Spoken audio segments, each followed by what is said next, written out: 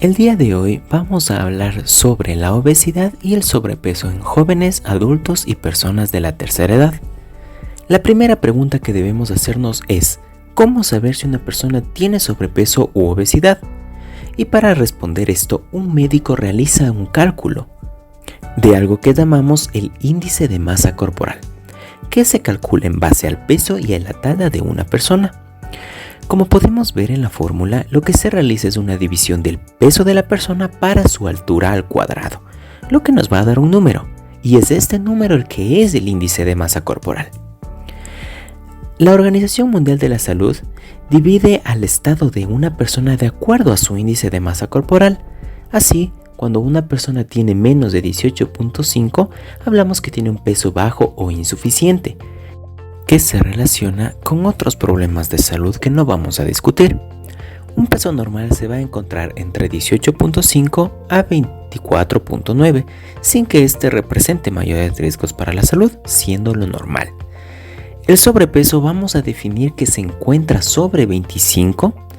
y así también vamos a hablar de varios términos, dentro de los que destaca la preobesidad, que se va a encontrar entre 25 a 29.9, que representa un riesgo mayor de otras enfermedades que ya vamos a mencionar. La obesidad tipo 1 se encuentra entre 30 a 34.9, que tiene un riesgo moderado de otras enfermedades, o la obesidad tipo 2, que se encuentra entre 35 a 39.9, con un riesgo grave de otras enfermedades, y la obesidad tipo 3, que se va a denominar cuando su índice de masa corporal es mayor o igual a 40 y tiene un riesgo muy grave de padecer otras enfermedades derivadas de esta condición. Ahora vamos a hablar sobre las complicaciones de la obesidad, es decir, por qué es importante controlar el peso. Hay que tener en cuenta que la consecuencia más significativa de la obesidad infanto-juvenil es su persistencia de la obesidad en la adultez. A medida que pasan los años, el riesgo de llegar a ser un adulto obeso va aumentando. En un estudio realizado en Estados Unidos, se evaluó a niños preescolares con 20 años de seguimiento y se demostró que el 25%, es decir, 1 de cada 4, mantenía ese sobrepeso en la adultez.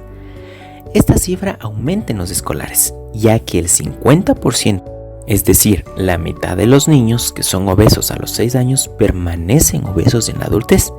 mientras que si un adolescente es obeso, la posibilidad de llegar a ser un adulto obeso es tan alta como el 80%.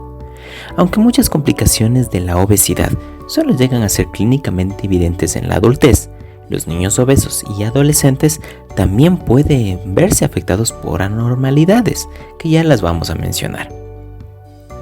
Dentro de las principales complicaciones que representa tanto la obesidad como el sobrepeso, tenemos que van a causar una disminución de la autoestima, teniendo en cuenta que la autoestima es la propia percepción que tenemos sobre nosotros, que nos permite vernos como personas valiosas, talentosas, respecto a quienes somos. Además, se encuentra relacionado con depresión, es decir, con sentimientos de tristeza, pérdida, ira o frustración que intervienen con nuestra vida,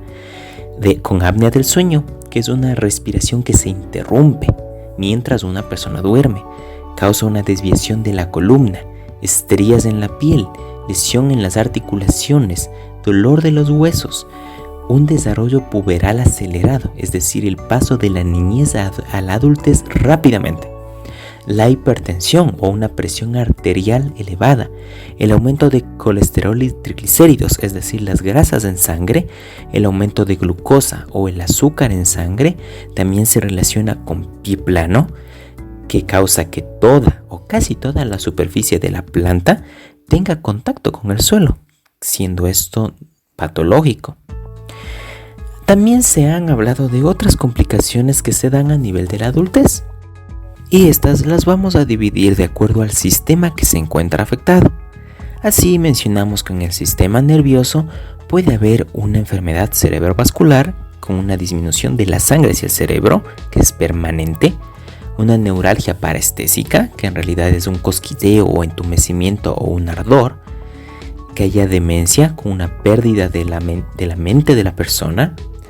También vamos a relacionarlo con alteraciones cardiovasculares, como el aumento de la presión arterial que ya mencionamos, la enfermedad coronaria, que está relacionado con los infartos, una insuficiencia cardíaca donde el corazón ya no puede bombear la sangre, varices en las piernas, trombosis venosas, que es un coágulo que se forma en la sangre. Además, se relaciona con trastornos del aparato gastrointestinal.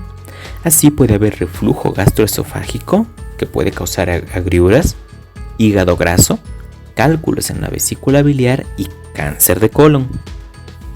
En el aparato genitourinario, la persona puede cursar con incontinencia urinaria, es decir, que la orina se le escape.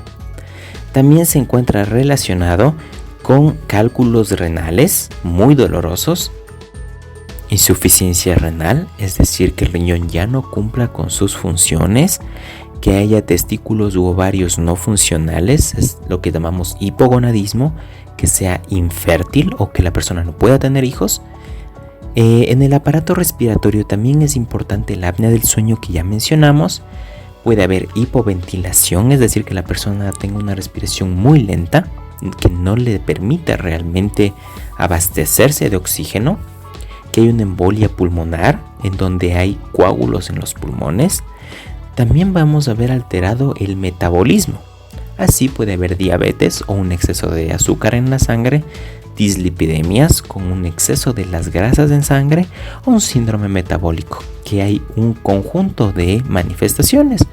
principalmente un exceso de grasas y de azúcar en sangre, además de una presión elevada. También en el sistema osteoarticular se va a ver afectado. Puede haber osteoartrosis con desgastes de los cartílagos, hiperuricemia y gota, que suele ser dolorosa a nivel principalmente del dedo gordo del pie, que haya lumbalgias o dolores en la espalda y síndrome del túnel carpiano, que suele ser muy molesto a nivel de las manos. En la piel y los tegumentos puede haber linfedema, que es una hinchazón que se da a nivel de ciertos miembros, y también hiperpigmentación, como un oscurecimiento de la piel dentro de los más destacados.